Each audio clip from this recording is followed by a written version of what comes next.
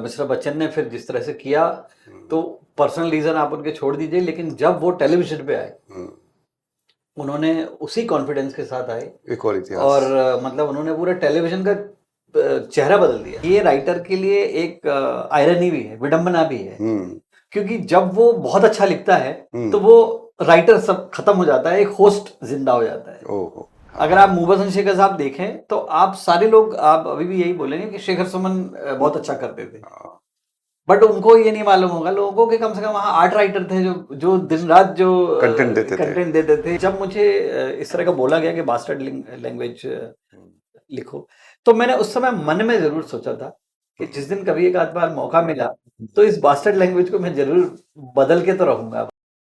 Emits black में आपका स्वागत है।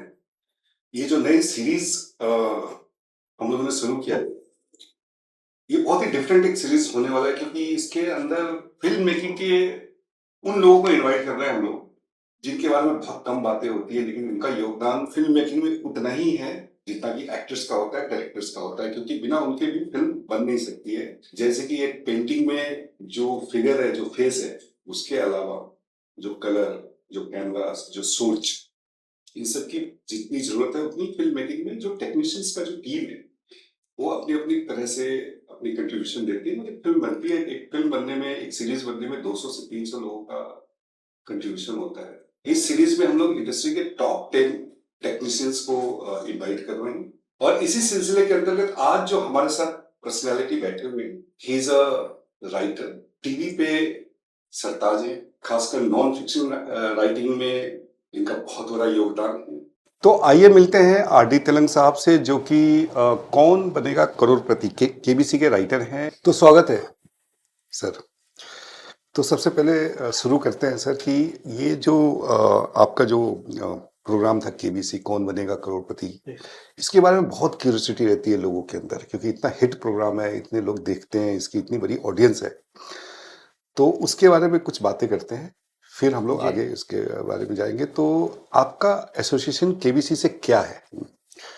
देखिए मेरा जो केबीसी में एसोसिएशन है एक राइटर के तौर पे है, बट राइटर मतलब जो होस्ट जो बोल रहे हैं, मतलब हमारे जो होस्ट हैं अमिताभ बच्चन थे या अमिताभ बच्चन जी हैं या शाहरुख खान थे, तो वो जो बोल रहे हैं और शो का इंट्रोडक्शन, शो के बीच बीच का एक दिशा देना, शो को किस तरह की एक किस तरह का एक करवट लेगा शो, किस तरह का उसमें एक इमोशन होगा, वो एक सेटअप करना, वो एक राइटर का काम होता है। ऐसी कोई चीज जो पार्टिसिपेंट के बारे में कुछ खास बात है जो लोगों को बताना है, जो लोगों को जानना है, अ, एक शो की दिशा को तय करना, खासकर शो के बिगिनिंग में होस्ट की लाइंस, ये मेरा काम है।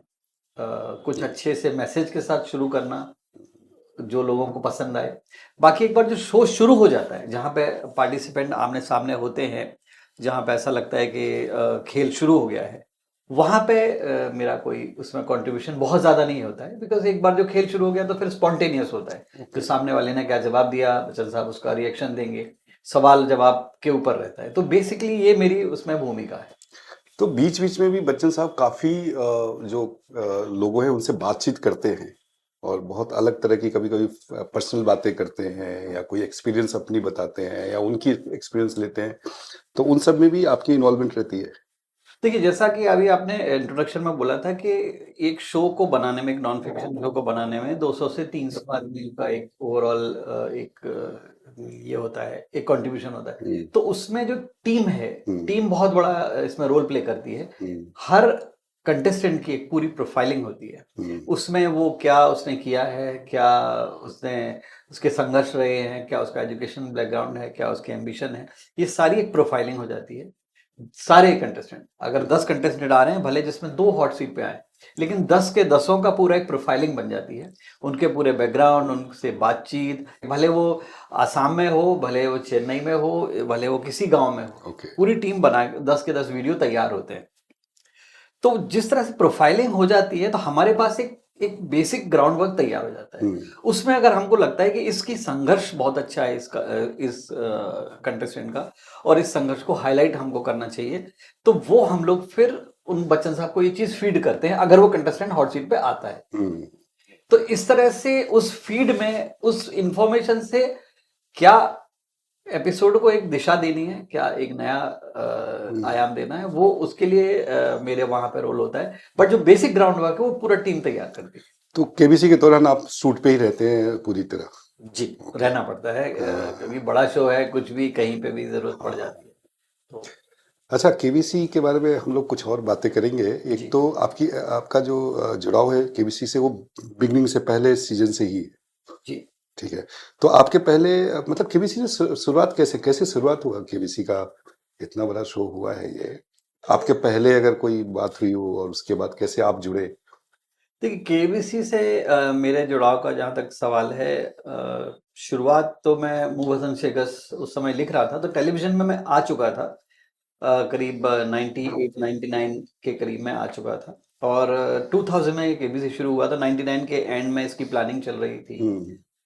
ऐसे में शुरुआत की प्लानिंग हो चुकी थी कि मिस्टर बच्चन केबीसी को होस्ट करेंगे। राइटर्स की तलाश थी, कुछ दिल्ली से कुछ राइटर आए थे, कुछ मुंबई के जो बड़े बड़े राइटर हैं उन लोगों का नाम सजेस्ट किया गया था, लोगों से बातचीत की गई थी, उन्होंने कुछ ट्राई भी किया था। तो मेरा जो सैंपल है उनको अच्छा लगा। अच्छा अच्छा अच्छा। तो वहां से उन्होंने बोला नहीं, ये मुझे इस तरह की स्टाइलिंग अच्छी लग रही है। तो इस तरह से मेरी शुरुआत फिर केबीसी में मेरी एंट्री हो गई। धीरे धीरे धीरे धीरे धीरे फिर वहां से वहां से लेके ये लास्ट सीजन तक आपने कंटिन्यूस पूरे सब लिखे? हाँ, मतलब बीच Almost. में अगर मैं एक सीजन छोड़ दूं तो बाकी करीब करीब हर सीजन में मेरा कोई ना कोई योगदान रहा है। केबीसी में जो एक लैंग्वेज जो इस्तेमाल हुआ है, बहुत अच्छा लगता है कि आप इतने अच्छे से हिंदी लैंग्वेज को इतने बड़े शो में लाना, क्योंकि छोटे छोटे शोज भी बनते हैं ना, उसमें भी बहुत ही मिक्स लैंग्वेज और बहुत ही हल्की लैंग्वेज का यूज करते हैं, ब्रो, दोस्त, यार, ये सब जो, लेकिन इस तरह से इतने बड़े प्रोग्राम को इस लैंग्वेज, तो ये डिसीजन किसका था? ये प्रोग्राम बनाने वालों का था, बच्चन सर का था, या आपने फिर आपके सैंपल से वो लोग इतने खुश हुए कि वो लैंग्वेज कैसे क्या होता है कई बार जब अच्छी चीज की शुरुआत होनी होती है ना, तो ग्रह अपने आप थोड़े से जुड़ जाते हैं। अच्छा, अच्छा। अच्छे ग्रह अपने आप करीब आ जाते हैं। मेरे ख्याल में ये चीज मैं इसमें 3 लोगों को श्रेय दूंगा। पहली बात तो स्टार प्लस को। स्टार प्लस ने 2000 में स्टार्ट किया, ये तय किया कि उनको पूरा हिंदी में जाना है। अच्छा, वेरी गुड। फिर मिस्टर बच्चन आ गए, उनको लगा कि मुझे मैं बिकॉज एक कवि पुत्र हूँ, कवि का बेटा हूँ और फिल्मों में मैं किरदार निभाता हूँ, यहाँ पे मैं खुद मुझे आना है, यहाँ पे मुझे मेरा कोई किरदार नहीं बैठेगा कुर्सी पे, मैं खुद बैठूंगा, अमिताभ बच्चन बैठेंगे, तो मैं तो हिंदी में ही बात करता हूँ। तो वो उनका एक हिंदी की तरफ रुझान था, सॉरी, वहां पे उनका रुझान था। प्लस तीसरा मैं जुड़ गया, को हिंदी ही राइटिंग आती थी, क्योंकि बाकी तो भाषाओं पे मेरी पकड़ थी नहीं। तो तीनों चीजें एक ऐसी जुड़ गई, एक ऐसा संयोग बन गया कि तीनों लोगों ने एक ऐसा डिसाइड कर लिया, क्योंकि उस समय स्टार प्लस ने भी ये डिसाइड किया कि सारे प्रोग्रामिंग को जितना हिंदी में रखेंगे उतना Hindi based heartland, Hindi heartland जो हमारा जिसको हम बोलते हैं, उनको वो उसको कैप्चर करना था। तो इस वजह से उन्होंने भी डिसाइड किया, उन्होंने अपनी सारी प्रोग्रामिंग, जितने प्रोग्राम जो थे, जो वो थोड़े से ऐसे थे जो थोड़े से अंग्रेजी वाले थे, इस तरह के, उन्होंने सब हटा के पूरे हिंदी वाले शुरू कर दिए 2000 में। 3 जुलाई 2000 में वो डेट थी जहाँ पे स्टार प्लस ने अपने आप को पूरा बदल दिया। और ऐसे में फिर हम लोग पहुंच गए, मिस्टर बच्चन पहुंच गए, तीनों लोगों का एक जुड़ाव ऐसा हो गया कि पूरी वो हिंदी हाईलाइट हो गई। नहीं, बहुत अच्छा लैंग्वेज था। अब 2 जो मेरे छोटे छोटे क्वेश्चंस है वो बच्चन सर के पॉइंट ऑफ व्यू से है। एक तो इतने बड़े स्टार, सदी के महानायक, सुपरस्टार, जिनका इतना बड़ा इमेज है, उनका टीवी में आना, मुझे नहीं लगता कि वो भी उतने कंफर्टेबल होंगे, ऐसी मेरी सोच है। और आप बिगनिंग से ही जुड़े हुए हैं, तो आपने कभी वो अनकंफर्टेबल उनका वो देखा था क्या, या कैसे वो अनकंफर्टेबल से कंफर्टेबल हुए हैं, या बिगनिंग से ही वो कंफर्टेबल थे कि नहीं ठीक है? देखिए, जिस तरह से हमको आई थिंक बाकी सब जगह मीडिया में ये कहानियां हैं कि क्यों, किन परिस्थितियों में उनको टेलीविजन में आना पड़ा, और लोगों ने, उनके घर वालों ने भी उनको एडवाइस किया था कि मत करो आप ये, आपके फिल्मी करियर में ये बहुत गलत कदम साबित होगा। तो एक झिझक के साथ वो आए थे। अच्छा अच्छी बात यह है कि उनको झिझक दिखी नहीं कभी, क्योंकि अच्छा। वो इतने मजे हुए कलाकार हैं, इतने प्रोफेशनल हैं हाँ। कि वो उनकी पर्सनल झिझक थी, वो तब तक ही रहती थी जब तक वो स्क्रीन पे नहीं आते थे। हाँ।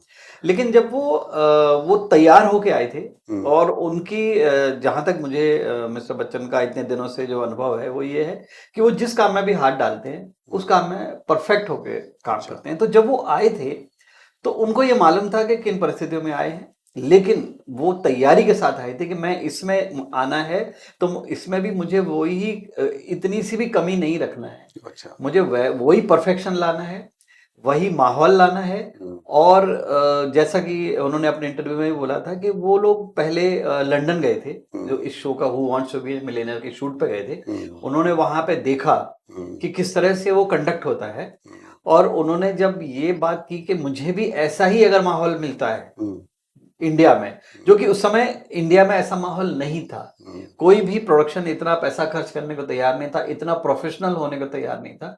लेकिन उन्होंने बोला था अगर मुझे ये माहौल इंडिया में मिलता है, डिसिप्लिन, पूरा ड्रेस कोड, सेट पे एकदम साइलेंस, नीट एंड क्लीन, कहाँ पे कोई ऐसा नहीं कि केबल्स इधर उधर बिछी हुई हैं, इधर से कोई ये चिल्ला रहा लाइट है, उधर ऊपर करो, चिल्ला रहा नीचे है, करो। ऊपर ऊपर करो, नीचे करो, ये सब नहीं। सब लोग वॉकी टॉकी में बात करेंगे, प्रॉपर कंट्रोल रूम, प्रॉपर सबके आई कार्ड्स, ये पहले उस तरह का हमारे यहाँ सिस्टम नहीं था। बट उन्होंने शर्त रखी कि अगर मुझे ये माहौल मिले तो मैं करने को तैयार हूँ। और मैं मैं तारीफ करूंगा, स्टार प्लस ने उस चीज को, चैलेंज को लिया। सिद्धार्थ बासु और जो सिनर्जी की टीम थी उन्होंने इस चीज को एक्सेप्ट किया और उन्होंने उन्हें वैसा ही माहौल दिया। और मिस्टर बच्चन ने फिर जिस तरह से किया, तो पर्सनल रीजन आप उनके छोड़ दीजिए, लेकिन जब वो टेलीविजन पे आए उन्होंने उसी कॉन्फिडेंस के साथ आए, एक और इतिहास। और मतलब उन्होंने पूरा टेलीविजन का चेहरा बदल दिया। ब्रीफ में सर मैं जानना चाह रहा हूँ, हम लोग केबीसी का एक लास्ट क्वेश्चन ले रहे हैं, उसके बाद फिर आगे हम लोग बढ़ेंगे। ब्रीफ में मैं जानना चाहता हूँ केबीसी का एक एपिसोड कैसे बन के तैयार होता है? सबसे पहले तो एक चयन प्रक्रिया होती है जो शायद सभी को पता है, ऑडियंस को भी पता है, कि आप टेलीफोन की लाइंस ओपन होती हैं, सवाल का जवाब देते हैं, इसके बाद फिर धीरे धीरे जो 10 लोगों उसमें से सिलेक्ट हो गए, हजारों लाखों लोगों में से अच्छा 10 लोग सिलेक्ट होते हैं। उसमें पर्सनल इंटरव्यूज होते हैं, उनको उन सेंटर्स पे बुलाया जाता है, उन सेंटर्स पे भी उनके इंटरव्यूज होते हैं, फिर उनके वीडियो इंटरव्यू होते हैं, उनसे पर्सनल मिला जाता है। उसके बेस पे फिर एक पैनल बनता है। पैनल उन 10 उसमें से हजारों लोगों में से 10 लोगों को हर एपिसोड के लिए सिलेक्ट करता है। वो फिर उनको मुंबई बुलाया जाता है। सारे स्टार प्लस या सोनी जो भी ब्रॉडकास्ट एजेंसी है अपने खर्चे पे बुलाती है, उनको बहुत ही लग्जरी अच्छे होटल में रखा जाता है। वहां से फिर वो मुंबई स्टूडियो में आते हैं रिकॉर्डिंग के लिए। यहाँ तक कि ये प्रक्रिया पूरी बैकग्राउंड में जो लोग होते हैं वो करते हैं, उनके साथ इंटरव्यू करना, ये सब करना। यहाँ से जब 10 लोग आते हैं, फिर जो क्रिएटिव टीम है उनके उनके हिस्से आते हैं। वो 10 लोग आते हैं स्टूडियो, तो स्टूडियो में उनकी ब्रीफिंग होती है। स्टूडियो में ब्रीफिंग होती है, कैसे करना है, किस तरह के क्वेश्चन आएंगे, कैसे लिखा जाएगा, कैसे उनको आंसर करना है, कितने समय में आंसर करना है, उनको कंफर्टेबल बनाया जाता है। ये हो गया कंटेस्टेंट का पार्ट। अब मैं अपनी राइटिंग के पार्ट में आता हूँ कि राइटिंग में किस तरह से शुरुआत होती है। केबीसी की राइटिंग बहुत कम है, बहुत ज्यादा राइटिंग नहीं है केबीसी में, लेकिन वो जो 10 या 15 लाइंस हैं, वो लाइंस में एक जिम्मेदारी है।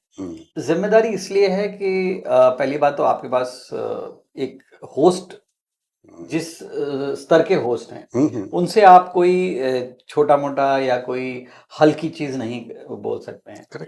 प्रोग्राम एक बहुत अपने आप में एक बहुत ही प्रेस्टिजियस प्रोग्राम है, तो उसमें आप ऐसी बात नहीं बोल सकते हैं जो बाकी शोज में बोली जा सकती है। तो ये 2 चीज की एक जिम्मेदारी होगी। तीसरी ये है कि आप उन 10 लाइनों में क्या बोल दें ऐसा जो लगे कि हाँ लोगों तक पहुंचे। ये थोड़ी सी एक कठिन प्रक्रिया है जहाँ पे जो जिसका मेरे जिम्मे है। तो राइटिंग एक बार हो जाती है, वो फिर मिस्टर बच्चन को पहले फैक्स कर दी जाती थी। उस समय ईमेल का जब चलन नहीं था, आज से 2 डेकेड की पहले की बात कर रहा हूँ मैं, 2000 की। ईमेल का उतना चलन नहीं था, तो उनको फैक्स किया जाता था। फैक्स में वो अपने चेंजेस बताते थे फोन करके कि भाई इसमें ये है, इसमें पॉज यहाँ पे लेना है, या ये इसमें हटा दो, ये शब्द में कंफर्टेबल नहीं हूँ, ये बोलने में थोड़ा सा गड़बड़ है, ये सारी चीज होती थी। उसके बाद वो करेक्शन होके टेलीविजन में स्टूडियो में जब हम पहुंचते थे तो टेलीप्रॉम्प्टर एक होता है, टेलीप्रॉम्प्टर पे वो लोड होती थी, फिर मिस्टर बच्चन आते थे, उसमें अपना करेक्शन करके फिर करीब करीब मैं आपको बताऊं ये एपिसोड पहले नंबर से एपिसोड से लेके आज तक अगर मान लो 2000 एपिसोड हुए हैं या 20 साल में हुआ है ये, तो आज भी उनकी प्रैक्टिस की जो ड्यूरेशन है वो वही है। पहले भी वो 10 से 15 बार रिहर्सल करते थे, आज भी इतने 20 साल से होस्ट करने के बाद भी वही 10 से 15 बार वो रिहर्सल करते हैं। आते हैं वो टेलीप्रॉम्प्टर रूम में आते हैं, जो कि हमारा रूम है, वहां पे वो प्रैक्टिस करते हैं, बार बार उसको पढ़ते हैं, कहाँ शब्द फंस रहा है, कहाँ शब्द फ्लो नहीं आ रहा है, कहाँ शब्द में ऐसा लग रहा है कि दो शब्द सिमिलर हो रहे हैं, कभी दो अगर सा और सा वाले दो शब्द आ गए, तो ये सारी चीजें ये वो प्रैक्टिस करते हैं। और फिर वो तैयारी के साथ फिर वो जहाँ वहाँ जाते हैं, वहाँ से फिर वो अपनी स्पीच देते हैं, वहाँ से गेम शुरू होता है, और एक बार जब गेम शुरू होता है तो उसके बाद फिर क्वेश्चन आंसर होता है। बीच में केबीसी की अच्छी बात ये कि ऑलमोस्ट ये रियल टाइम में होता है। अच्छा। अगर 1 घंटे का शो है तो शायद हम लोग 1 घंटे 10 मिनट की ही शूट करते हैं, ऑलमोस्ट रियल टाइम में होता है। कितने कैमरे लगे हुए हैं? करीब करीब कैमरे तो हर सीजन में बढ़ते जाते हैं। अच्छा। लेकिन 7-8 कैमरे से शुरुआत होते होते आज 16-17 कैमरे होते हैं। मल्टीपल कैमरा है। मल्टी कैमरा है। और बहुत बहुत अब कुछ चीजें हो गई हैं, बदल गई हैं, सॉफ्टवेयर बदल गए हैं, लाइट्स बदल गई हैं, पूरा सब पूरी कंप्यूटराइज्ड और सॉफ्टवेयर है जिसमें मैनुअल बहुत ज़्यादा नहीं है मैनुअल। उसका एक बार पूरा प्रोग्रामिंग अगर हो जाती है तो लाइट, साउंड, ग्राफिक्स सब कुछ इंटीग्रेटेड है। तो वो इस वजह से थोड़ा सा ये कॉम्प्लिकेटेड प्रोग्राम है, देखने लायक प्रोग्राम है लोगों के लिए। एक स्टडी की बहुत अच्छी अपॉर्चुनिटी है केबीसी अपने आप में। आपने फिल्में भी लिखी हैं और टीवी भी लिखा है, और टीवी में मोस्टली आपने मतलब नॉन फिक्शन एरिया में लिखा है। आपने कभी भी एपिसोडिकल ये सब सास बहू ये सब फिक्शन में नहीं लिखा है आपने। तो लेकिन नॉर्मली लोग राइटर समझते हैं ना, तो राइटर समझते हैं कि कहानी सोचना, स्क्रीन प्ले लिखना, एक इमेजिनरी एक फिक्शन लिखना, जबकि टीवी में इतना बड़ा काम है नॉन फिक्शन का जो लोगों को शायद पता नहीं है। तो नॉन फिक्शन राइटिंग क्या है, ठीक है ये, और फिक्शन राइटिंग और नॉन, जो कि आप दोनों राइटिंग करते हैं, तो दोनों में डिफरेंस क्या है, दोनों में क्या सोच पकड़ना पड़ता है, कौन सा मुश्किल है, कौन सा, जो भी आप नॉन फिक्शन और फिक्शन के ऊपर थोड़ा सा ऑडियंस को बताइए। देखिए, नॉन फिक्शन और फिक्शन जैसा कि नाम से ही पता चल रहा है कि एक में फिक्शनलाइज चीज है जहां पे आप एक किसी चीज की आप कल्पना कर सकते हैं, किरदार गढ़ सकते हैं, कहानी बना सकते हैं, जो कि सच्चाई पे बेस्ड भी हो सकती है, नहीं भी हो सकती है। मतलब एक किरदार का पूरा एक यात्रा, वहां से आप, ये फिक्शन हो गया जहां पे आपने एक चीज हो चुकी है या आपकी जो इमेजिनरी है वो आप एक गढ़ रहे हैं आप, ये हो गया एक फिक्शन का। नॉन फिक्शन जितने भी रियलिटी से रिलेटेड हैं वो रियलिटी है, जैसे मैं और आप एक सवाल जवाब दे रहे हैं, ये रियल है। इसमें ना तो किरदार है, आप हैं, मैं हूं, ना मैं विजय दीनानाथ चौहान हूँ, यहाँ पे मैं अमिताभ बच्चन हूँ, और आप मनीष हैं तो आप मनीष हैं, आप कोई सुरेश या रमेश नहीं है। तो आप यहाँ रियल हैं। या अगर आप सिंगिंग में, नॉन फिक्शन में आप सिंगिंग में गा रहे हैं तो आप खुद गा रहे हैं, आप किसी किरदार के लिए नहीं गा रहे हैं। फिल्मों की तरह ऐसा नहीं है कि भाई वॉइस किसी की है और उस पर एक्ट कोई और कर रहे हैं। तो ये एक तो फिक्शनलाइज चीज जो है, जो काल्पनिक चीज है, जो वो हो गया आपका फिक्शन हो गया। जो रियलिटी से जो जुड़ी हुई चीज है वो हो गया नॉन फिक्शन। नॉन फिक्शन मैंने बिल्कुल दोनों चीजें मैंने की हैं, और दोनों का एक अपना अपना क्राफ्ट है, दोनों का अपना अपना मजा है, दोनों की अपनी अपनी नॉलेज है। अच्छा। और दोनों के अपने अपने दर्शक भी हैं। ऐसा भी नहीं है कि है, मतलब लोगों को दोनों चीज अच्छी लगती है, बट एक दोनों अलग अलग क्राफ्ट है, बिल्कुल दोनों की टेक्निक अलग है। अच्छा। हाँ, दोनों की टेक्निक अलग है। आप जरूरी नहीं कि आप नॉन फिक्शन राइटर हैं तो आप फिक्शन भी अच्छा लिख लें। अच्छा। या अगर आप फिक्शन राइटर हैं तो नॉन फिक्शन लिख लें, मगर है राइटिंग, मतलब है दोनों चीजें, राइटिंग कॉमन है, तो वो एक इस तरह का ये डिफरेंस जहां तक बात की आई, तो ये डिफरेंस है दोनों में।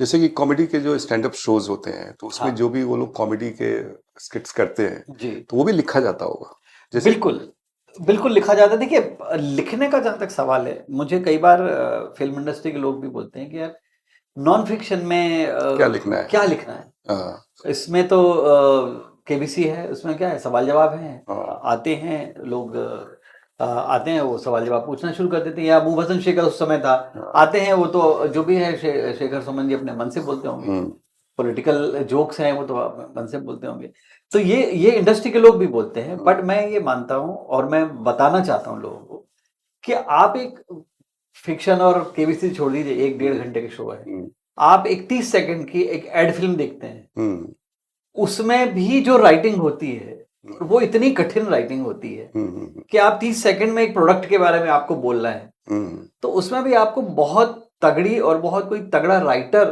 बैठा होगा जिसने ये पूरा तैयार किया है। तो जब 30 सेकंड के में राइटिंग होती है तो ये तो 1 घंटे का शो है, इसमें तो बिना राइटर के ये संभव ही नहीं है कोई भी चीज। तो पूरा जो स्ट्रक्चर बनना, पूरे प्रोग्राम का जो रूपरेखा बनना है उसमें राइटर की जरूरत पड़ती होगी, और उसमें जितने भी वर्ड्स आते होंगे, जितनी भी बातें होती होंगी, मोस्टली हम लोग को देखते हुए ऐसा लगता है कि बहुत सारी चीजें रियल लगती है हम लोग को, जो रियल नहीं होती होगी मेरे ख्याल से। बहुत सारे ड्रामा क्रिएट हो जाते हैं रियलिटी शोज में, मुझे लगता है उसको भी क्रिएट करता होगा कोई ना कोई राइटर बैठ के। बिल्कुल, और ये अच्छी बात है, मैं उस राइटर की सफलता मानूंगा कि आपको ये समझ में नहीं आ रहा है कि अगर ये हुआ है या करवाया गया है। अच्छा। अगर आपको ये समझ में नहीं आ रहा है और ये ऐसा लग रहा है कि ये हो गया है, ये राइटर की सफलता है। अगर मैं लिख रहा हूं और अगर आपको लग रहा है कि इसमें राइटर क्या लगना है, ये तो ऐसा लग रहा है मिस्टर बच्चन ने अपने मन से बोला है, तो ये मेरी सफलता है। Very good. क्योंकि मैंने इस तरह से लिखा है, इस तरह से मैंने इतना रियलिटी और उनकी स्टाइल में लिखा है कि लग ही नहीं रहा है कि किसी और के शब्द है। तो ये सफलता है कि आप अगर नॉन फिक्शन लिख रहे हैं तो पता ही नहीं लगे कि इसमें कोई राइटिंग है। दिस इज द या, और इस वजह से एक राइटर की जो ये राइटर के लिए एक आयरनी भी है, विडंबना भी है, क्योंकि जब वो बहुत अच्छा लिखता है तो वो राइटर सब खत्म हो जाता है, एक होस्ट जिंदा हो जाता है। ओहो, अच्छा। तो इसलिए एक अपने आप में एक अच्छी राइटिंग एक राइटर का फेलियर भी है। अच्छा।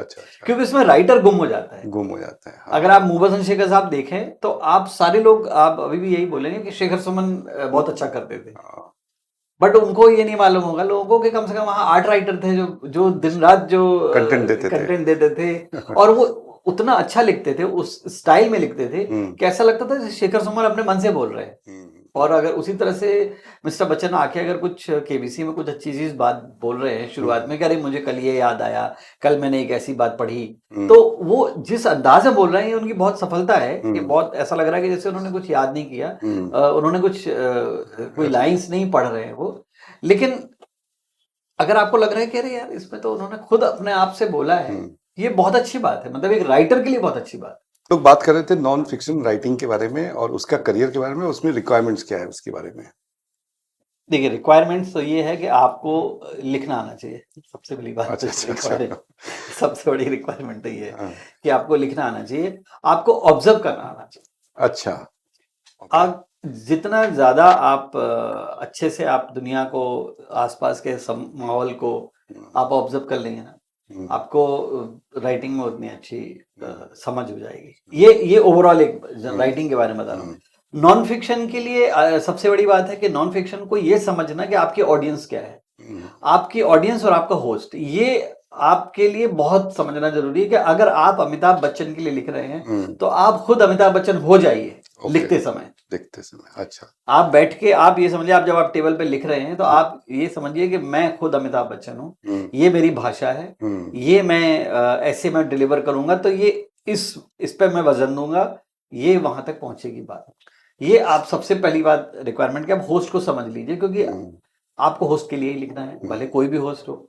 फिर आप ये देख लीजिए आपकी ऑडियंस कौन है। ऑडियंस अगर टारगेट ऑडियंस सामने है नॉन फिक्शन में, क्योंकि अवार्ड फंक्शन भी होते हैं, हाँ, और आप वहां पे आप लाइव ऑडियंस को कैटर कर रहे हैं। अगर आप उसमें टेलीविजन वाले जोक्स मारेंगे तो वो अवार्ड फंक्शन में वो फेलियर हो जाएंगे, क्योंकि क्योंकि टेलीविजन क्लोजअप का एक मीडियम है, अगर आप चाहें तो जो भी आप बात कर सकते हैं, बहुत जरा सा पूरा क्लोजअप आके आप डायरेक्ट ऑडियंस से बात करेंगे, ऐसा लगेगा जैसे ऑडियंस से ही बात कर रहे हैं।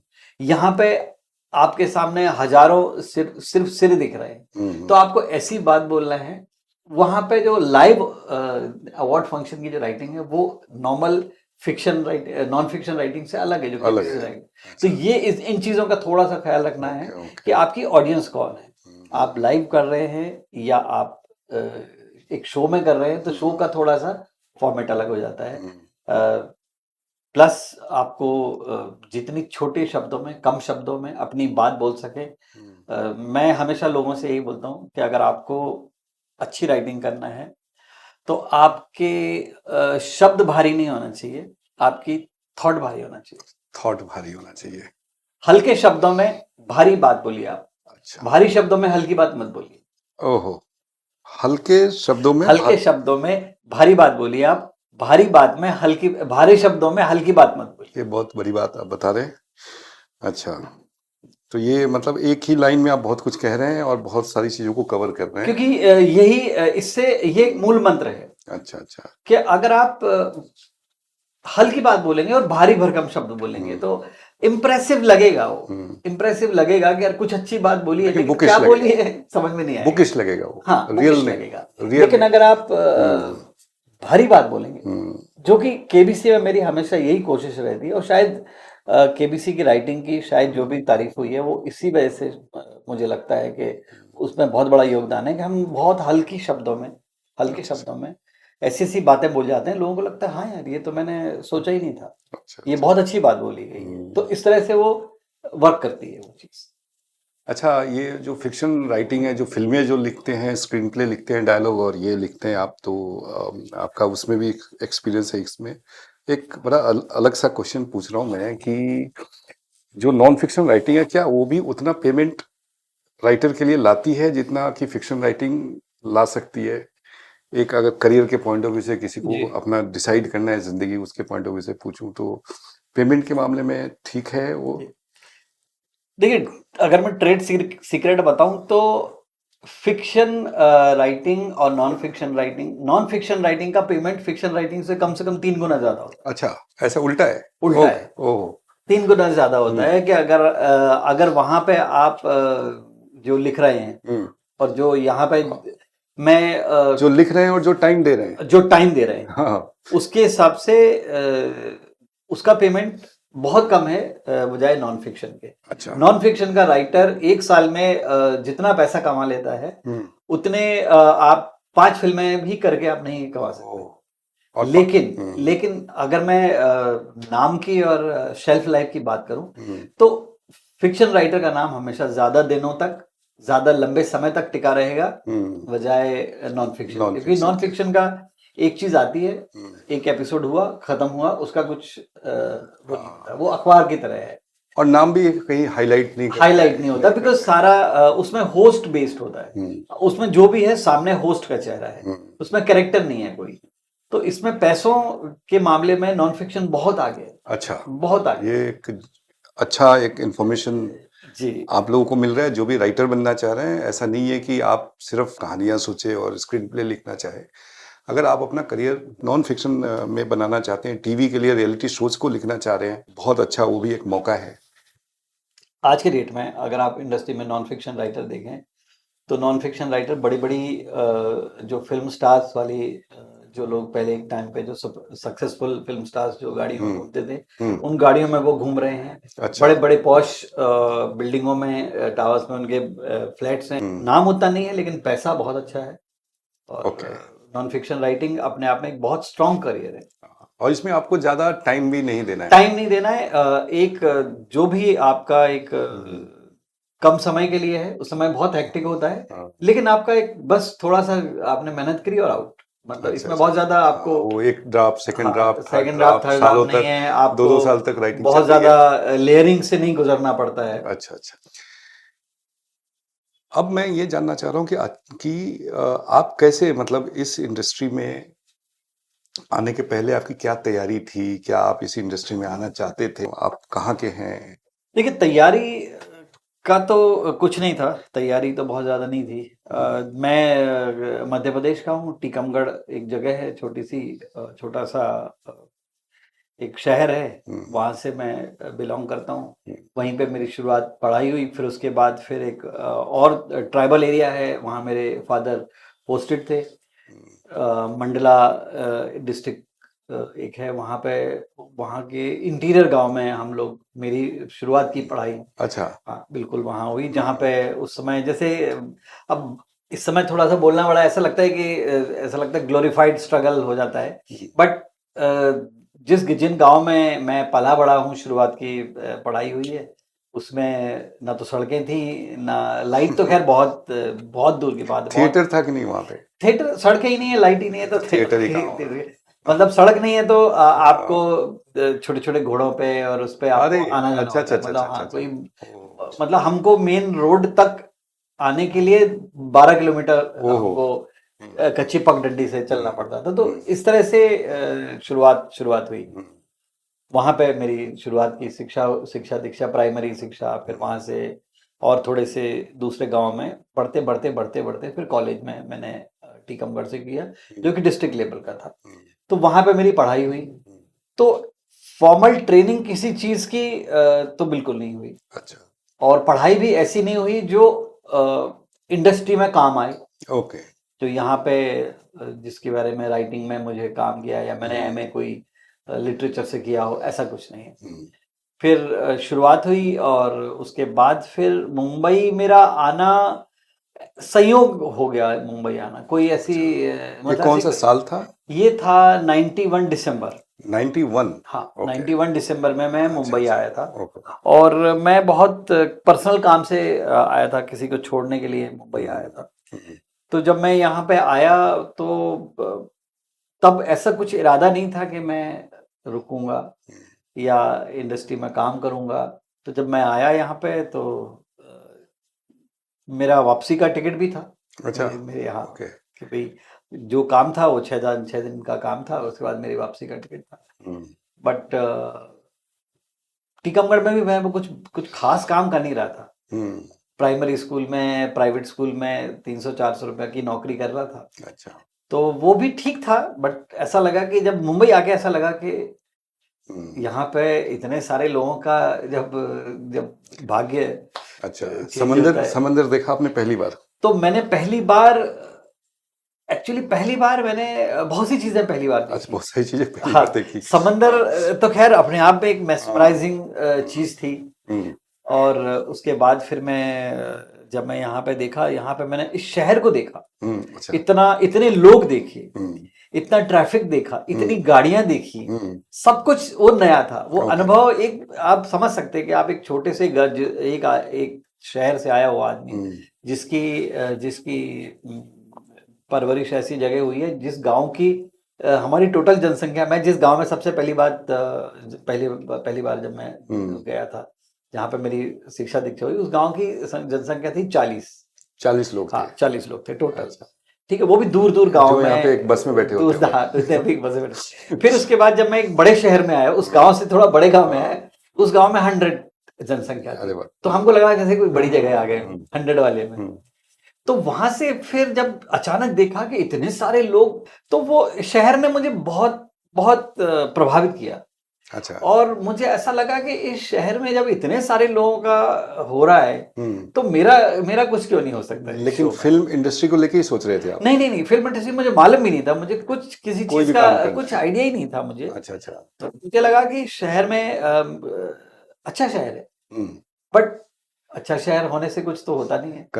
करना क्या है यहाँ पे, कौन कैसे होगा, मुझे कौन पूछेगा, किसके यहाँ रुकूंगा, कैसे होगा, क्या करूंगा, ये तो कुछ जवाब नहीं था। तो खैर ठीक है, अच्छा लगा। फिर सोचा कि चलिए वापस चले जाएंगे। तो मैंने फिर यहाँ पे मेरे जिन रिश्तेदार के यहाँ मैं आया था, वो अभी भी बहुत मेरे अभी भी क्लोज हैं, और अभी मैं उनके यहाँ जाता हूँ एज ए गार्डियन। वो अभी भी मेरे पास हैं। तो मैं जब गया तो मैंने उनसे सोचा कि भाई कि यहाँ पे मेरा कुछ हो सकता है क्या। तो उन्होंने मेरा इंटरव्यू लिया कि देखे तुम क्या करते हो। तो इंटरव्यू में तो खैर बिल्कुल इंटरव्यू क्या बातचीत की उन्होंने कि तुम क्या कर सकते हो, किस तरह से तो जब बातचीत हुई तो उन्होंने सीधा फरमान सुना दिया कि भाई तुम जाओ, वहीं जाओ, अपना टीचिंग वीचिंग करो, बढ़िया, धीरे धीरे कुछ देर में करते करते हेड मास्टर बन जाओगे, तो प्रमोशन हो जाएगा, तो वहीं तुम्हारा अच्छा रहेगा। यहाँ सर्वाइव करना बहुत मुश्किल है। यहाँ पे घर के रेट क्या है, उस समय भी महंगाई हुआ करता था। तो ठीक है, फिर मैंने कहा चलो कुछ होने वाला है नहीं शहर में, तो वापस चले जाते हैं। उनके यहाँ एक वीडियो लाइब्रेरी हुआ करती थी, उन्होंने बोला वीडियो लाइब्रेरी में काम कर लो। अब मैंने पोस्ट ग्रेजुएट किया हुआ है, एमकॉम था, मैंने कहा मैं वीडियो लाइब्रेरी में काम करूंगा। मैंने कहा मैं वापस जाने लगा, तो मैंने मेरी जो वापसी का टिकट था, बट पता नहीं मन नहीं मान रहा था मेरे जो ग्रह थे शायद वो बहुत मुझे रोकने की कोशिश कर रहे थे। तो मुझे लगा कि पर ठीक है, चलिए मैं चला जाता हूँ, अब टिकट है तो है। मैं वापस चला गया। जब स्टेशन पहुंचा तो मुझे ऐसा लगा कि ये लास्ट मौका है, अगर अब मैंने कुछ नहीं किया तो या तो इस तरफ हो जाएगा या उस तरफ हो जाएगा। तो मैंने ये सोचा कि अगर मैं ये टिकट किसी को बेच दूं, अच्छा, और वो टिकट अगर बिक जाता है तो मैं रुक जाऊंगा, नहीं तो चला जाऊंगा। मतलब आपका फिल्मी सिचुएशन ही था। तो मैं सामान लेके स्टेशन पे पहुंचा, और एक पता नहीं जो भी होगा किस्मत ने रोकना था, तो एक आदमी आ गया, एक आदमी को मैंने पूछा और मेरी टिकट बिक गई। मैं फिर यहीं का हो गया, यहीं से मेरी फिर शुरुआत हो गई। मैंने उनके कुछ दिनों फिर लाइब्रेरी में काम किया। लाइब्रेरी से फिर धीरे धीरे मैं प्रिंट मीडिया में आया। अच्छा। प्रिंट मीडिया में एक किसी का एड निकला था, एक छोटे से न्यूज़पेपर का। मैंने न्यूज़पेपर में अप्लाई किया, तो वहां पे मैं एज असिस्टेंट टू एडिटर, जहाँ पे मैं टाइपिंग भी करता था और मैं रिपोर्टिंग भी करता था और कार्टून्स भी बनाता था। अरे वाह, आप कार्टून्स भी बनाते थे? हाँ, एक शौक था मुझे, तो मैं कार्टून्स भी बनाता था। तो वहां से फिर मैं प्रिंट मीडिया में आया। प्रिंट मीडिया में आते आते 3 साल मैंने प्रिंट मीडिया में काम किया, और प्रिंट मीडिया में मुझे एक अच्छी शहर की समझ हो गई कि ये शहर क्या है। लोग क्योंकि प्रिंट मीडिया में इंटरव्यू के लिए काफी लोगों से मिलना पड़ता था, तो आप चीफ मिनिस्टर से लेके आप कॉमन मैन तक आप मिलते थे, तो अलग अलग टाइप के लोगों से मिलके आप में कॉन्फिडेंस आ गया, एक शहर को समझने की वो आ गई, टेक्निक आ गई। ओके। और इस तरह से फिर मैं इस शहर में बस गया। और हाँ, तो अभी भी फिल्म इंडस्ट्री का कुछ सोच नहीं, कोई सोच नहीं थी, कुछ नहीं था। इनफैक्ट फिल्म इंडस्ट्री में मैं जाता भी था, मतलब मन में तो बात रही होगी? नहीं, कभी नहीं रही। अच्छा। क्योंकि मन में बात तब होगी जब मेरी कहीं ना कहीं एक शुरुआत रही हो, या कुछ उसका फिल्में बहुत देखी हो। तो ऐसा कुछ नहीं था, ना तो मैंने फिल्में बहुत देखी थी, ना मैंने फिल्मों के बारे में कुछ पढ़ा था। जो आम एक जो आम उस समय यंग आदमी को जो आर्टिस्ट पसंद थे, मुझे भी वैसे ही पसंद थे। ऐसा कुछ ना तो पागलपन था कि किसी का क्रेज हो। अच्छा। तो स्टार यार कलाकार आपका पहला काम था? नहीं, मैं फिर वहां से फिर प्लस चैनल करके एक प्रोडक्शन हाउस हुआ करता था, जिसमें अमित खन्ना और महेश भट्ट, ये दोनों ने मिलकर एक प्रोडक्शन हाउस शुरू किया था। प्लस चैनल ये कौन से ईयर की बात? ये है 94 की बात है। 94 की बात। मैंने 91 से 94 तक अपना प्रिंट मीडिया में काम किया। 94 के एंड में प्रिंट मीडिया तक मुझे समझ में आ गया था कि इससे ज्यादा मेरा करियर आगे अब एक डेली रूटीन जैसा है, और मेरे में वो टैलेंट भी नहीं है कि मैं इसके आगे जा पाऊंगा। अच्छा। एक अपने आप की एक लिमिट, दायरा समझ में आ जाता है, अपने नेचर का समझ में आता है। तो वहां से फिर मैं एक एड निकला प्लस चैनल का, उनको उसमें असिस्टेंट डायरेक्टर चाहिए। अच्छा।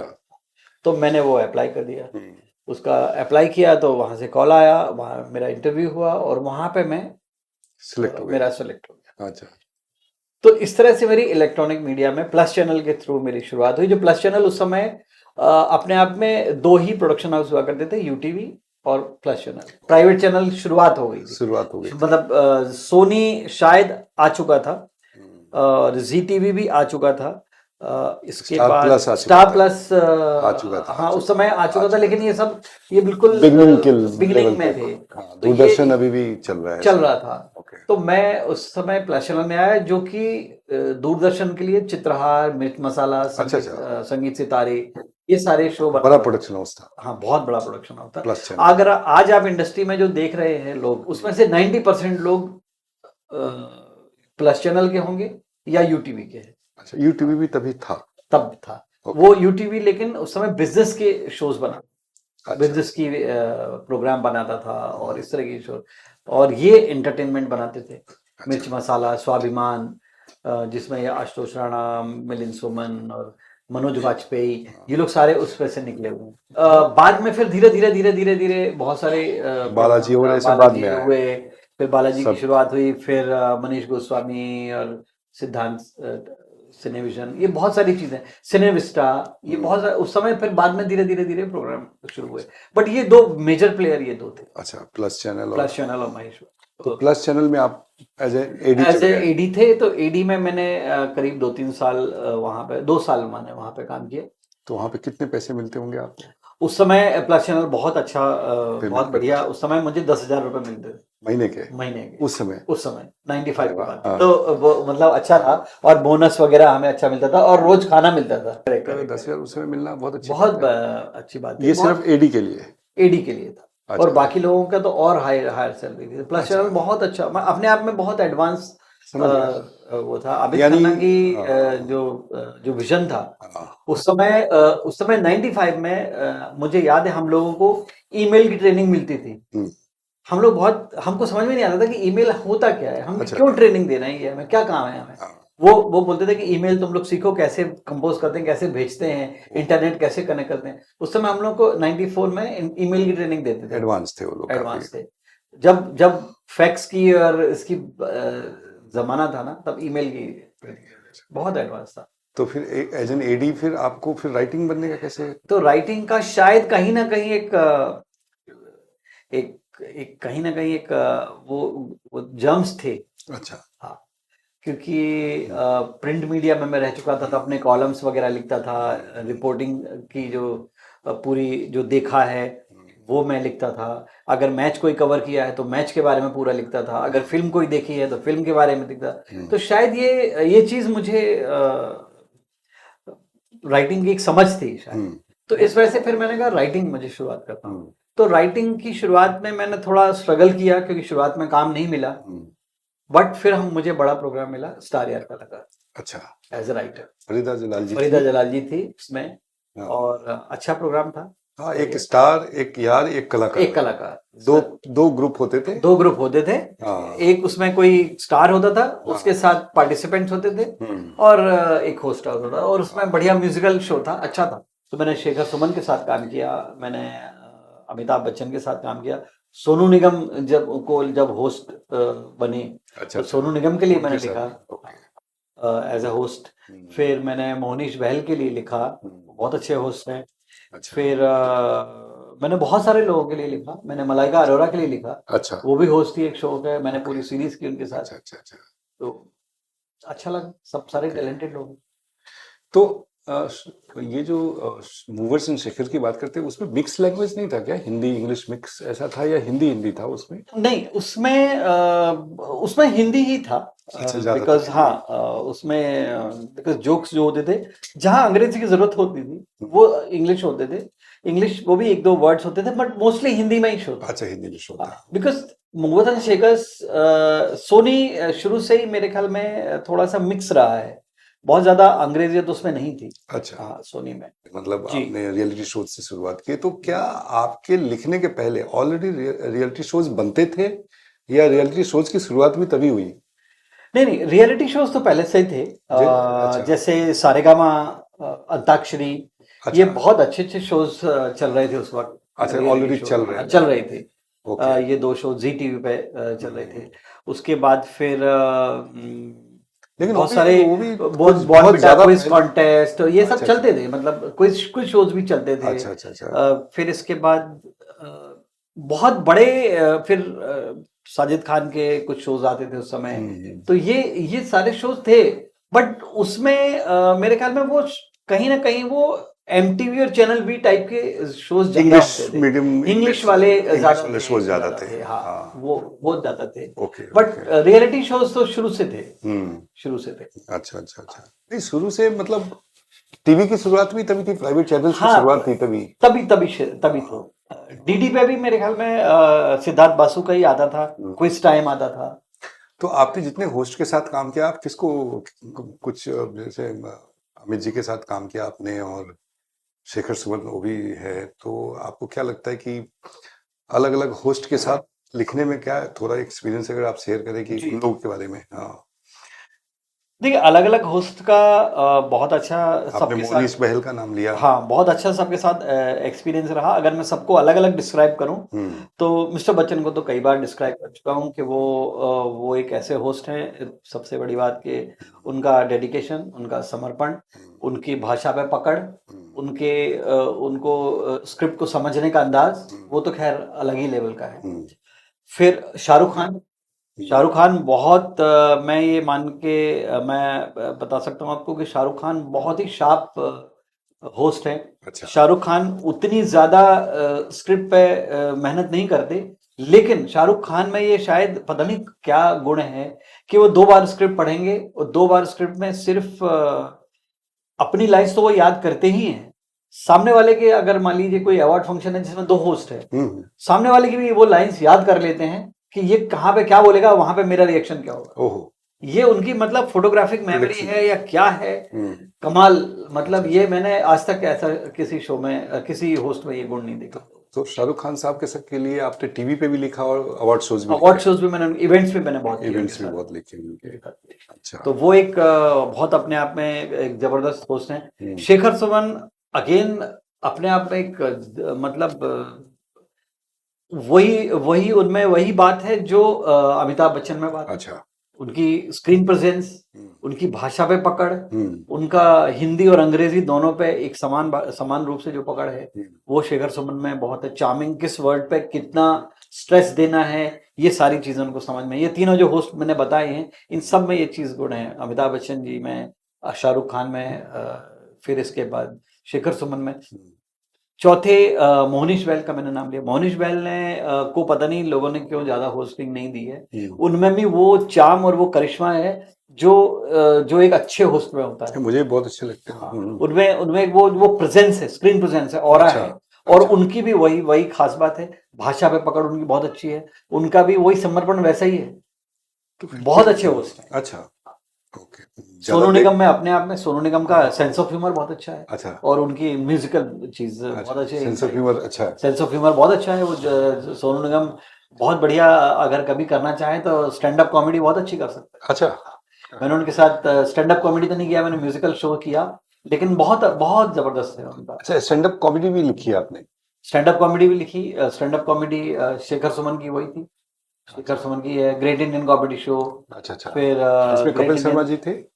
कपिल शर्मा उसमें as a contestant. As a contestant. हाँ, तो वो आपने लिखी? हाँ, वो मैंने लिखा है। पहला सीजन जिसमें ये सारे लोग, उस समय इंट्रोडक्शन हुआ था। तो सुनील पाल है, उसमें शेखर सुमन जज थे, सिद्धू, शेखर सुमन, सिद्धू, ये लोग जज थे।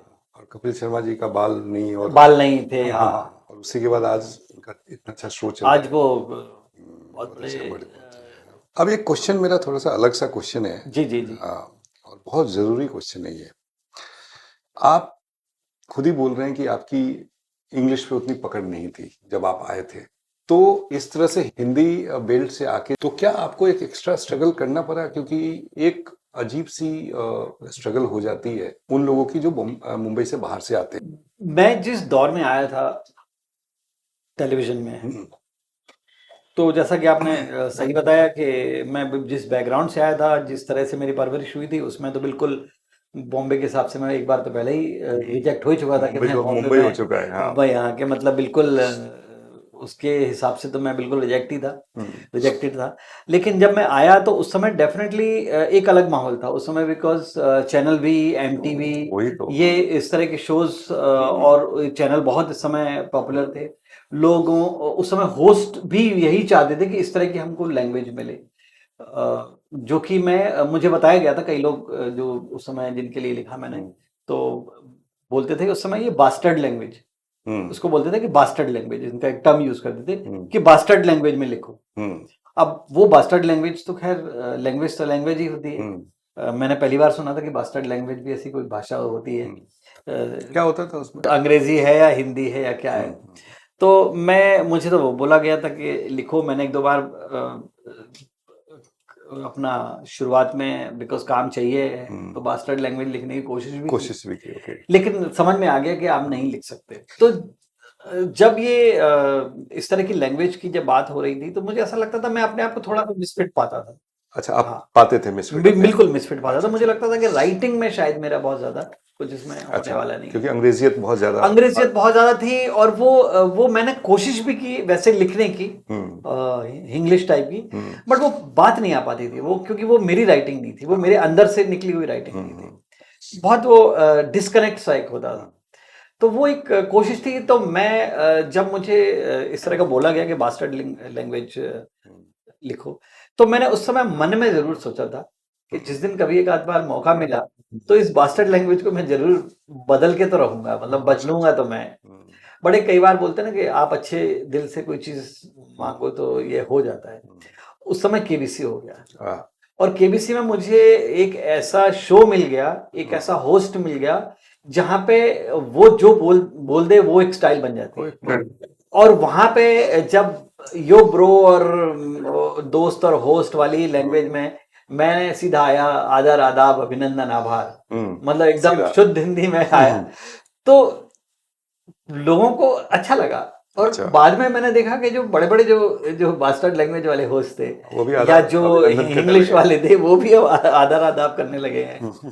तो एक मैं बिल्कुल इसका श्रेय लेना चाहूंगा कि अगर टेलीविजन में जो भाषा में थोड़ा सा बदलाव आया है, उसमें अमिताभ बच्चन, कौन बनेगा करोड़पति, स्टार प्लस और आरडी तेलंग का बहुत बड़ा थोड़ा बहुत नहीं, जो 90s का दौर है, जो जहां मुझे याद आ रहा था, बहुत ज्यादा, बिकॉज वो बिल्कुल ही उस समय एमटीवी वीटीवी अलग ही लेवल पे चीजें हो रही थी। आफ्टर केबीसी एक पूरे जो चेंज आया है, उसके बाद तो फिर काफी सारे रियलिटी शोज में बहुत ही अच्छे लैंग्वेज पे लोग ध्यान देने लगे।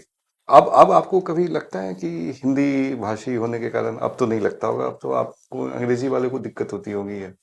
नहीं, अब तो आपको वो स्ट्रॉन्ग पॉइंट हो गया।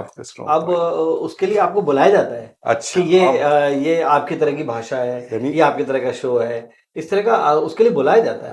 तो यानी अभी हिंदी अच्छे से जानना, हिंदी की पकड़ एक स्ट्रॉन्ग पॉइंट है एक राइटर के लिए। स्ट्रॉन्ग पॉइंट देखिए इसलिए भी है स्ट्रॉन्ग पॉइंट, क्योंकि बाकी अब जो पढ़ाई सारी जो भी नेक्स्ट जनरेशन आ रही है टेलीविजन में, या ओटीटी में, या एंटरटेनमेंट इंडस्ट्री में जो भी आ रहे हैं, वो सब सारे कॉन्वेंट के और इस तरह के अंग्रेजी मीडियम के पढ़े हुए आ रहे हैं। उनकी सोची तो हिंदी वैसे भी उनकी भाषा नहीं है। अच्छा। तो ऐसे में उनके लिए और जो हिंदी वाला जो होगा ना, उसकी और वो डिमांड बढ़ने वाली है। अच्छा। अजब प्रेम की गजब कहानी, जिसमें आप एज ए राइटर हमारे साथ काम किया था आपने, तो क्या वो आपकी पहली फिल्म थी या उसके पहले भी आपने? नहीं, पहली फिल्म थी अजब प्रेम की गजब कहानी। अच्छा। तो क्या है उसका एक्सपीरियंस बताइए। अचानक से आपने नॉन फिक्शन से फिक्शन में आए, तो या पहले से लिख रहे थे आप? मुझे ऐसा लगता है कि मेरी बिकॉज फॉर्मल ट्रेनिंग नहीं हुई थी, तो मेरा कोई फॉर्मेट भी नहीं बन पाया। बिकॉज ट्रेनिंग नहीं हुई तो मेरा कोई फॉर्मेट भी नहीं बन पाया। मैं वो आलू की तरह था कि किसी भी सब्जी में डाल दो। और मुझे ऐसा लग रहा था कि मेरे कोई ना तो कोई स्टाइल था। जो चीज़ें आ गई, शायद नॉन फिक्शन इसलिए आ गया बिकॉज मैं न्यूज़पेपर में था, वहाँ जो मैं देखता था, जो आज मैंने सपोज आज मैं प्रेस कॉन्फ्रेंस में गया या मैं कोई बिजनेस मीटिंग में गया, तो उसकी मैं रिपोर्ट बनाता था। तो इस तरह से नॉन फिक्शन की राइटिंग आ गई। या अगर मैं कोई मैच देख के आया हूँ तो मैच की रिपोर्ट बना रहा हूँ, तो इस तरह से नॉन फिक्शन का आ गया। मुझे लग रहा है कि फिक्शन की राइटिंग का, बिकॉज मेरे पास कोई ट्रेनिंग नहीं थी, तो मैं थोड़ा सा फ्री था, मेरे पास कोई स्टाइल नहीं थी, कोई बंधन नहीं था, तो उस वजह से मुझे फिक्शन में ढलने में मुझे प्रॉब्लम नहीं हुई। और जैसे ही ये अपॉर्चुनिटी मिली कि अगर इस तरह का करना है, और बिकॉज मुझे ऐसा लगता है कि अगर आप सिर्फ अपने आसपास को, अपनी लाइफ को ऑब्जर्व कर लेना, तो ये फॉर्मेट तो चीजें वर्कआउट हो सकती हैं अच्छे से। अगर आज मैंने कभी किताब नहीं लिखी, लेकिन मुझे मालूम है कि जब भी मैं किताब लिखूंगा शायद अच्छी किताब लिखी जाएगी।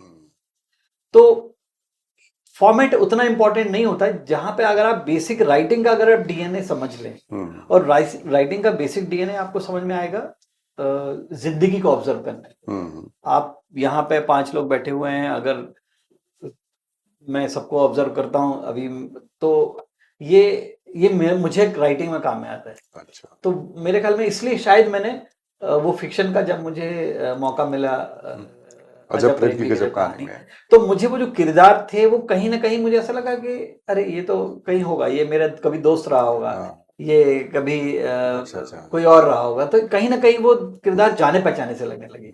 एक लड़का या एक कोई युवा जो है वो राइटिंग में आना चाह रहा हो, वो राइटर बनना चाह रहा हो और मुंबई आता है, तो उसको कैसे आगे बढ़ना चाहिए, कैसे क्या करना चाहिए? कोई अगर आप उसको थोड़ा सा गाइड करे ताकि वो किसी को असिस्ट करे, कोई कोर्स करे, डायरेक्टर को क्या करना क्या चाहिए, या क्या तरीका है, या अलग अलग तरीका है, तो थोड़ा सा इस पे आप बताइए।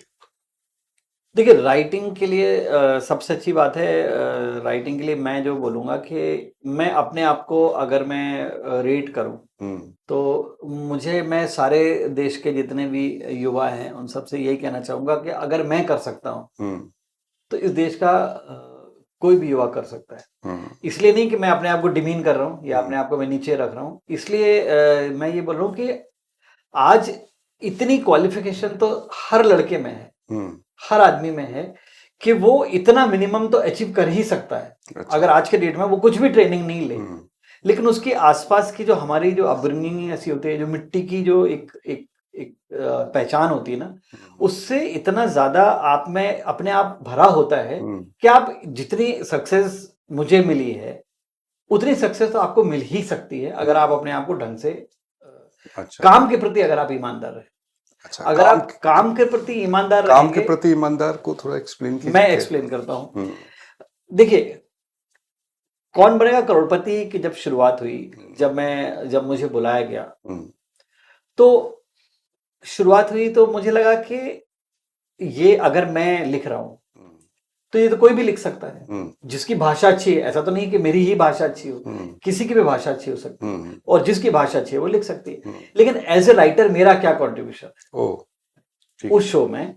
एज ए राइटर आप अपना ये देखिए कि आप जब आ रहे हैं टेबल पे, आपको पैसे मिल रहे हैं, तो आप क्या दे रहे हैं। अगर आप अच्छा कुछ दे सकते हैं तब आप ब्रांड बनेगा। तो जो भी नए राइटर आ रहे हैं, आप राइटर मत बनिए, आप पहली बात तो अपने आप को ब्रांड बनाइए।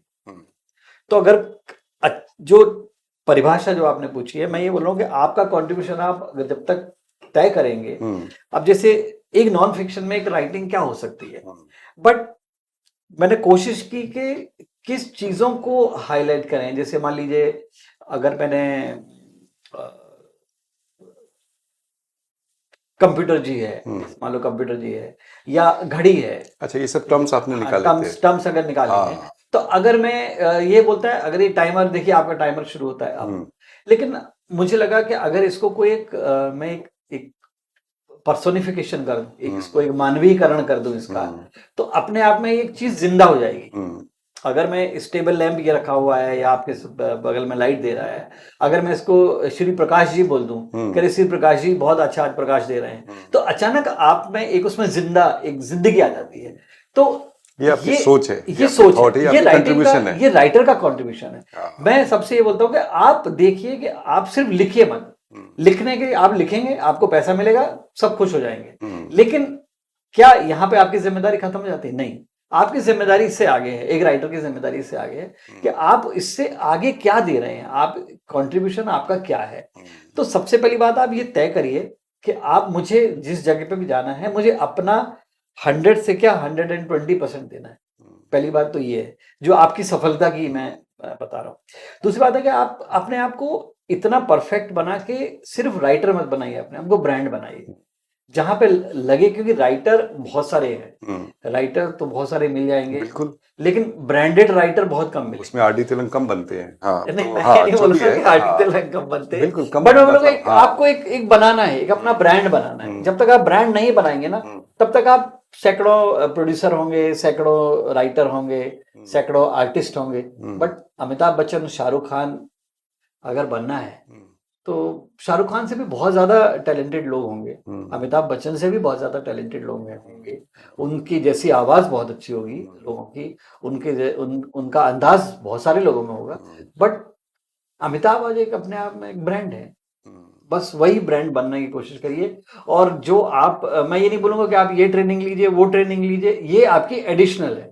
अगर आप लेंगे बहुत अच्छा है, आपकी राइटिंग की आपके पास नॉलेज है, अगर आपको ग्रामर पता है तो अच्छी बात है ये, लेकिन मतलब उसकी वजह से आपको काम बहुत आगे बढ़ जाएंगे आप, बहुत अच्छे, आप बहुत बड़े आप राइटर बन जाएंगे, नहीं है। अगर ऐसा होता तो इंस्टीट्यूट इतने सारे हैं, इतने सारे राइटर इंस्टीट्यूट से निकल रहे हैं जिनको सब एक्ट 1 एक्ट 2 एक्ट 3 सब पता है, सारे ग्रामर पता है, लेकिन वो अच्छे राइटर नहीं हो पा रहे। हाँ तो एक नया जो लेखक है वो किसके पास जाए? वो प्रोड्यूसर के पास जाए, एक्टर के पास जाए, राइटर के पास जाए, डायरेक्टर के पास जाए, किसके पास जाए जिससे उसका काम आसान हो जाए? आज के ट्रेंड की बात करूं, आज की ट्रेंड की बात करूं, या चैनल पे जाए? नहीं, आज के ट्रेंड की बात करूं तो सबसे शॉर्टेस्ट तरीका है एक्टर के पास जाना। अगर आपके पास एक अच्छा आर्टिस्ट है, हाँ, जो आपकी स्क्रिप्ट पे बिलीव करता है, अच्छा, तो बाकी सारी चीजें आपकी चुटकी बजाते हुए पूरे हो जाएंगे। ओके। तो यानी एक्टर रेडी है कि वो नए राइटर को सुने? आपको वो मौका निकालना पड़ेगा। आपको स्ट्रगल करना पड़ेगा, यही आजकल का स्ट्रगल यही रह गया है। अच्छा, कि अगर आप एक्टर के पास जाते हैं और उसको कन्विंस कर लेते हैं तो फिर बाकी सारी बातें खत्म हो जाती है। और देखिए, हंगर सब में रहता है, एक अच्छी स्क्रिप्ट की भूख हर हर आर्टिस्ट में है, और उसको लगता है मैं, और दूसरी बात एक और चीज मैं बोलूंगा कि आप अपनी स्क्रिप्ट को ऐसा बनाइए कि या तो लोग उससे प्यार करें, कि यार इतना प्यार कर रहे हैं कि आप वो कहीं कहीं और के पास न चली जाए, और या लोग उससे डर जाएं, इतना डराइए कि यार ये स्क्रिप्ट कहीं किसी और के पास ना चली जाए। अच्छा, वो डर होना चाहिए, इतनी अच्छी आपके पास स्क्रिप्ट है कि पता चला कि आपको डर है कि यार ये कहीं दूसरा ना ले ले, इसलिए मैं ले लूं। तो उस लेवल पे आपको अपना काम को ले जाना पड़ेगा। अच्छा, नरेशन का कितना इंपॉर्टेंस होता है राइटर के लिए? ये नरेशन आपके नरेशन सब कुछ नहीं है, लेकिन अगर आप अच्छे नरेटर हैं तो आप अपनी चीज को और बेटर तरीके से बेच सकते हैं। अच्छा, हाँ, इंपॉर्टेंट है, बट इतना भी इंपॉर्टेंट नहीं है कि आपका सिर्फ नरेशन अच्छा है, राइटिंग खराब है। अच्छा, अच्छा, ऐसा नहीं है। राइटिंग तो अच्छी होनी ही चाहिए, नरेशन अच्छा हो तो वो सोने पे सुहागा हो जाता है, वो गार्निशिंग है। अगर आपने केक अच्छा बनाया है, आपने ऊपर से उसको सजा दिया है, वो नरेशन है। अच्छा, लेकिन केक अगर टेस्ट अच्छा नहीं है उसका, अगर स्वाद खराब है, तो फिर आपकी सजावट कितनी अच्छी हो, बेकार है। अच्छा, अभी बहुत ही राइटिंग में जो अभी इतना जो हिंसा और ये इतने जो ये सब कुछ चल रहा है, तो उस पे आप क्या बोलते हैं कि यही चीज आगे बढ़ेगी या ये टेम्पररी फेज है? क्या आपको अपने पॉइंट ऑफ व्यू से क्या लगता है? कि देखिए, दौर है, दौर आते रहते हैं। हिंसा का दौर है, अभी इस समय लोगों को अच्छा लग रहा है, तो ऐसा नहीं कि यही एंटरटेनमेंट है। एक टाइम पे धार्मिक चीजें इतनी आ गई थी, अच्छा, कि हर जगह या तो महाभारत हो रहा था, या रामायण हो रही थी, या कोई और देवी का सीरियल बन रहे थे। तो ऐसा नहीं था कि सारे लोग उसमें भक्त हो गए थे, नहीं, ये दौर है, ये दौर चलते रहेंगे। एंटरटेनमेंट की खूबसूरती यही है कि कभी एक्शन आता है तो पता लगा सनी देओल बहुत ज्यादा तगड़े स्टार हो जाते हैं, फिर अचानक रोमांस का दौर आता है तो ऋषि कपूर बहुत अच्छे बड़े बड़े स्टार हो जाते हैं, फिर अचानक एंग्री यंग मैन आ जाते हैं तो अमिताभ बच्चन आ जाते हैं। तो इस तरह का ये दौर चलता रहेगा, ये आता रहेगा, ये टेस्ट बदलता रहेगा। जैसे आप कभी कभी अपने बहुत दिनों तक दाल चावल खाते हैं, फिर आपको लगता है बहुत बोर हो गया, अभी कुछ इटालियन खाना चाहिए, आप इटालियन खाने पहुंच जाते हैं। आगे आपको क्या लगता है एक एज अ राइटर, आगे का कोर्स क्या दिख रहा है आपको एज अ राइटर? ओटीटी भी आ गया है अब, और ओटीटी की राइटिंग एक अपने अलग लेवल पे राइटिंग है उसकी, ठीक है। टीवी चल ही रहा है, फिल्म आती जाती है, लेकिन फिल्म एक बहुत बड़ा माध्यम है। यूथ की बहुत ज्यादा इन्वॉल्वमेंट हुई है, तो आगे आपको क्या लगता है कि एक राइटर को अगर अपना स्क्रिप्ट लिखना चाहे तो उसको कौन से जॉनर में जाना चाहिए या किस तरह की चीजें लिखनी चाहिए उसको? क्या आपको अपने हिसाब से, आप मार्केट के बीच में हैं और इतने लोग, तो क्या लगता है कि आगे क्या होना चाहिए होने इस समय जो आपके दौर हिसाब चल रहा है, मुझे ऐसा लग रहा है, इस समय जो दौर चल रहा है वो भारत की कहानियों का दौर है। भारत की कहानी? भारत की कहानियों का दौर है। इंडिया की कहानी बहुत हो गई, अच्छा। अब भारत की कहानियों का दौर है। अगर आपके पास भारत की कहानी है, भारतीय जो कोर, जो हमारी वैल्यूज हैं, हाँ। जो छोटे शहर का जो उसके जो आदमी के एस्पिरेशन है, उस तरह की कहानी है, अगर आप देश की हार्टलैंड की, देश की मिट्टी की कहानियां हैं, तो वो सारे लोग उसके लिए तैयार बैठे हैं उसको लेने के लिए। वो फ्लेवर की कहानी चाहिए।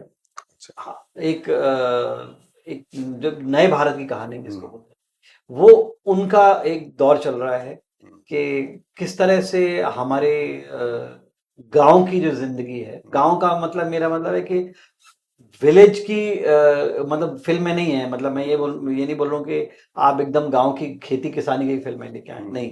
जो एक छोटे शहर के जो यूथ है, जो बड़ा बनना चाहता है, जो उसके सपने हैं, उसके संघर्ष हैं, क्योंकि आज देखिए, आज वो शहर नहीं रहे, पहले जैसे नहीं रहे कि जहाँ पे कुछ भी नहीं है, वो नहीं है। आजकल छोटा शहर भी अपने आप में धीरे धीरे मेट्रो की तरफ बढ़ रहा है। हर छोटा शहर मेट्रो बनना चाहता है, मेट्रो और बड़ा बनना चाहता है, मेगा सिटी बनना चाहता है, मेगा सिटी और बड़ा बनना चाहता है। तो हर चीज में एक बढ़ रही है बात। तो वहां के जो एक कहानियां हैं, जो आप देश की कहानियां अगर आपके पास हैं, तो तुरंत उसको लेने वाले हाथों हाथ तैयार है। और आगे आपका इरादा है अब डायरेक्शन साइड में जाने का, या एज ए राइटर ही आप आगे बढ़ना चाह रहे हैं? नहीं, बिल्कुल, अगर अपॉर्चुनिटी मिले तो डायरेक्शन में जाना चाहूंगा, क्योंकि राइटर, मुझे ऐसा लगता है राइटर का नेक्स्ट डेस्टिनेशन डायरेक्शन ही होना चाहिए, बिकॉज वो अपनी कहानियों को ज्यादा अच्छे से बता सकता है, कह पाता है। वो लॉस्ट इन ट्रांसलेशन वाली बीच में वो गैप नहीं होगा। ऐसा होता है? ऐसा होता है, होता है। एक दौर से एक आदमी से दूसरे आदमी तक जो बात पहुंचती है, उसमें कई एक आध जनरेशन का लॉस तो होता ही है। अच्छा अच्छा अच्छा अच्छा। कोई नया राइटर है या कोई भी इंसान जो देश में कहीं भी है, वो आपको कनेक्ट करना चाहे, आपसे कोई कम्युनिकेट करना चाहे, तो आप चाहिए तो अपना ईमेल आईडी या कुछ भी अगर आपको चाहिए तो आप दिखा देंगे उनको? ऐसा बिल्कुल, लगता है? हाँ, बिल्कुल, मैं जरूर, अगर मेरे ख्याल में मेरा नाम, पता, फोन नंबर सब उसकी डायरेक्टरी में मौजूद है। अच्छा। और मेरा एक ही नंबर है जो शुरुआत से मेरे पास है, मतलब आप वो सार्वजनिक नंबर है। अच्छा। मेरा कोई दूसरा नंबर नहीं है। मेरा एक ही ईमेल है जो फिल्म इंडस्ट्री डायरेक्टरी में दर्ज। क्या ईमेल क्या है आपका? rdtelang@gmail.com, rdtelang@gmail.com। आप उस पर आप लिख सकते हैं, आप जो भी सलाह होगी मैं दे सकता हूँ। हाँ, क्योंकि बहुत लोग हैं जो आपसे कनेक्ट करना चाहेंगे आफ्टर इस इंटरव्यू। जिसको भी कनेक्ट करना है, इनको सर ने अपना ईमेल आईडी भी बता चुके हैं। Thank you very much MH black के इस शो में आने के लिए। बहुत बहुत धन्यवाद, बहुत बहुत।